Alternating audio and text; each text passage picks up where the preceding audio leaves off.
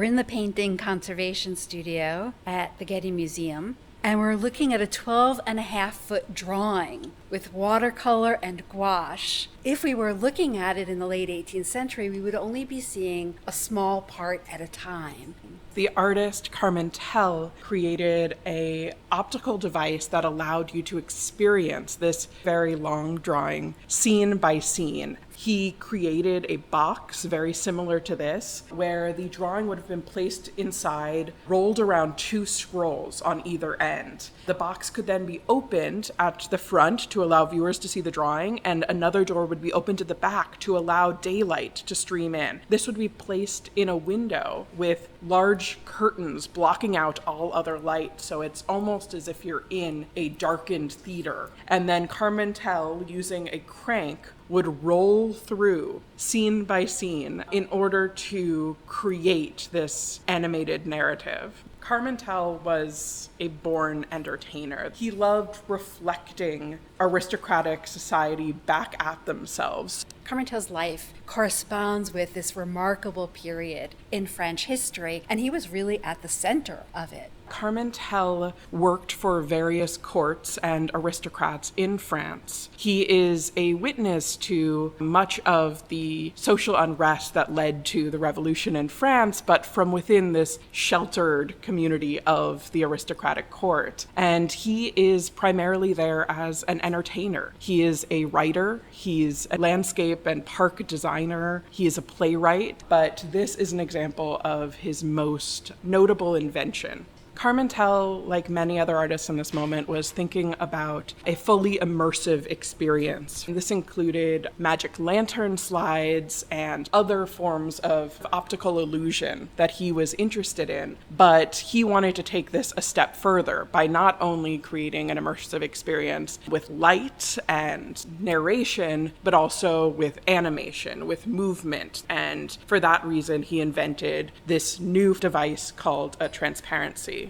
It's important to see him as part of this moment in the late 18th century, during this period of the Enlightenment when there's this emphasis on science and rational thought, and yet at the same time we have this interest in this almost magical visual experience. These new forms of optical illusion were a form of pseudoscience that was between science and entertainment. We are taken in this drawing into an incredible scene of 18th century leisure and entertainment. We are in a beautiful English-style garden in Paris, where we see groups of aristocrats and wealthy men and women gathered together in conversation, out on boats, riding on horses, and taking in the beautiful weather. There was a whole craze for English gardens, and this idea of strolling through this beautiful, picturesque landscape and taking in different scenes as one walked through, and that's very much what we have here. These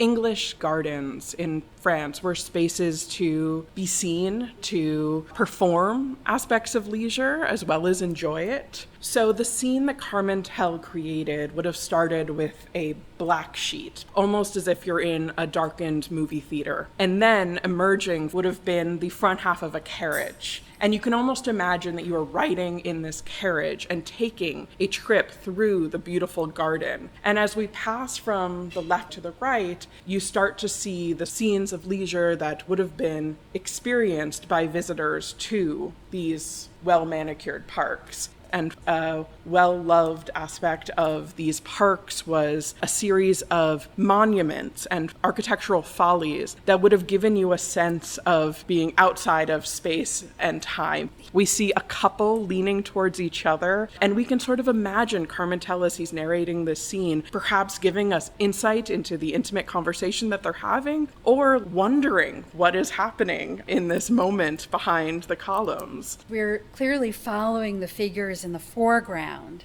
but he creates this expansive, deep space. Absolutely, and I think that the depth of the scene would have given the viewer, who may have been sitting in a cold room in the winter, this wonderful immersive experience of being in this park space. So as we continue to move, we see two figures on horseback in between a set of trees. And then on the opposite side, this group of figures who are having this sociable moment. Yes, I love this group with their elaborate costumes and wonderfully festooned hats with feathers. And you can see figures watching the boat riders. So we have a barking, romping dog, another group of figures. This group is watching a lone violinist. You can imagine that sometimes along with his narration, Carmintel was bringing music to accompany these scenes. But there's this element of humor because while the violin is being played, there's also the dog barking.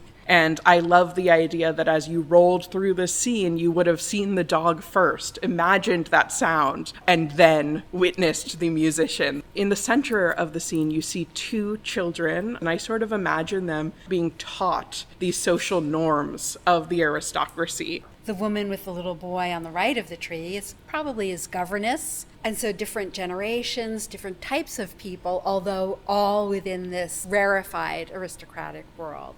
Maybe my favorite passage is this one where the woman leans back to talk to the male figure who's striding forward, to listen to what he's saying. I can imagine Carmintel narrating the scene and perhaps surprise in the look in her face at whatever the man is saying, or an intrigue into whatever he's leaning in to say. You see this flower-lined path that winds its way back to this open pavilion that sits atop the hill. Our eye just gets to meander through this landscape. This meandering gaze suits the idea of the English garden, where there are these curved roads that allow you to dip in and out of the trees and then happen upon beautiful sights. If we look at this couple, you can see that this sits right at the seam of one of these sheets of paper. And so I can just imagine that as Carmintel continues to scroll through the scene, we would see once again an intimate couple sort of leaning into each other and expect that this would be sort of a hidden moment. But as you continue to scroll, you see that two other women are on the other side of the trees listening in. So I love these sorts of surprising moments that you get. And as we move on, the path divides around an obelisk. These ideas of connecting to the ancient world and different cultures were already present in these English parks through these monuments that were scattered throughout the green spaces. And then the path winds and moves into the distance. We can imagine that our carriage ride has come to an end, and we see a carriage riding off into the distance with two footmen posed on the back of it. It's so sad. One really has the sense of an end to the story. Although there's the sadness of the end of the tale being told, what is incredible about this scene is that it could then be rolled all the way back to the beginning and started again, perhaps with a different narrative. So we've just looked at it illuminated from behind the way that it would have looked. But we notice that if you turn off the backlight, the image looks very different. The invention of these transparent papers and Carmintel's understanding of how to use these opaque paints in rich colors to enhance the effects of light passing through these transparent papers is what allows the incredible effect of this scene. So imaginative, such a gifted painter, such an amazing entertainer and storyteller. What fun Carmintel was.